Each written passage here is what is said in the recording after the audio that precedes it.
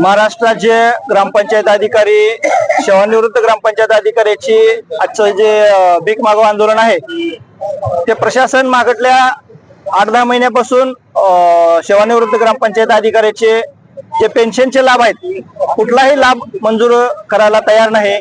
वेळोवेळी पाठपुरावा विनंत्या अर्ज देऊन कुठलाही प्रतिसाद देत नाही। त्यामुळे नाविलाजास्तव हक्काचं पेन्शन आणि लाभ हे जिल्हा परिषद प्रशासन ग्रामपंचायत सेवानिवृत्त ग्रामपंचायत अधिकाऱ्यांना देत नाही। त्यामुळे नाविलाजास्तव गेल्या आठवड्यामध्ये म्हणजे मागच्या सोमवारी प्रशासनाला निवेदन दिलेलं आहे की आम्ही भीक मागे आंदोलन करणार आहोत, परंतु अद्याप प्रशासनाकडून कसलाही दखल घेतली गेलेली नाही। त्यामुळे जिल्ह्यातील सर्व सेवानिवृत्त ग्रामपंचायत अधिकारी आज भीक मागो आंदोलन करणार आहेत।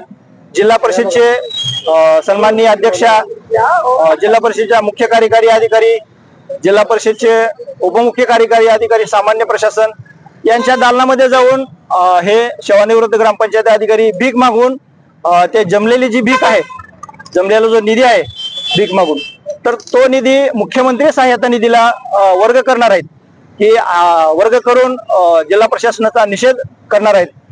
तर जिल्हा परिषद सेवानिवृत्त जे आहेत तर त्यांच्या जे मागण्या आहेत, तर पहिलं जे आहे ते हक्काचं आहे ते यांची जी सेवा आहे 25-30 वर्षे 35 वर्षे कोणाकोणा सेवा झालेली आहे अशा लोकांचं पेन्शन मागटल्या 8 महिन्यापासून कसलाही लाभ दिलेला नाही।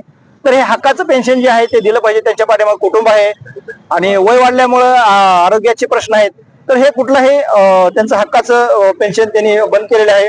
त्यानंतर गट विम्याचे पैसे सुद्धा ह्या प्रशासनाने दिलेले आहेत। त्यानंतर रजारोकीकरण त्याचं 300 दिवसाचे रजा असतात तर ते रजारोकी करण्याचे पैसे दिलेले नाहीत। ग्रॅच्युटी 28 वर्षे 30 वर्षे 35 वर्षे त्या सेवेप्रमाणे ग्रॅच्युटी मंजूर असते, ते सुद्धा मंजूर केलेले नाही।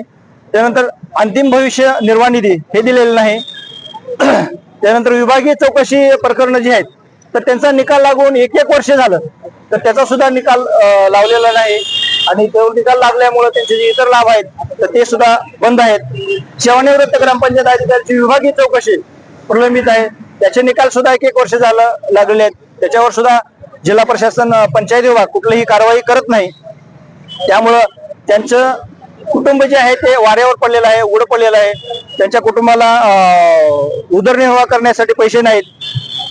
सेवानिवृत्त ग्रामपंचायत अधिकाऱ्याच्या 6व्या वेतनामध्ये 4था, 5वा, 6वा हे हप्ते संबंधित कर्मचाऱ्यांच्या GPF ला जमा केलेले नाहीत। ते सुद्धा लाभ मागटल्या 10 वर्षापासून तो लाभ मंजूर केलेला नाही। वेळोवेळी पाठपुरावा केलेला आहे, अक्षरशः 15-20 पत्र आहेत पाठपुरावा केलेले, पण त्याच्यावर अद्याप प्रशासनानं कुठलीही कारवाई केली नाही। अत्यंत निर्लज्जपणानं निर्डोकपणानं प्रशासन कामकाज करतंय। गेंड्याच्या कातडीचं प्रशासन आहे, त्याला कुठलाही घाम फुटत नाही। सेवानिवृत्त कर्मचाऱ्याबाबतीत अत्यंत असंवेदनशीलपणाने हे प्रशासन वागणूक देत आहे। हे अशा प्रकारचे 1 ते 10 लाभ ह्या सेवानिवृत्त ग्रामपंचायत अधिकाऱ्याचे प्रलंबित आहेत। त्यामुळं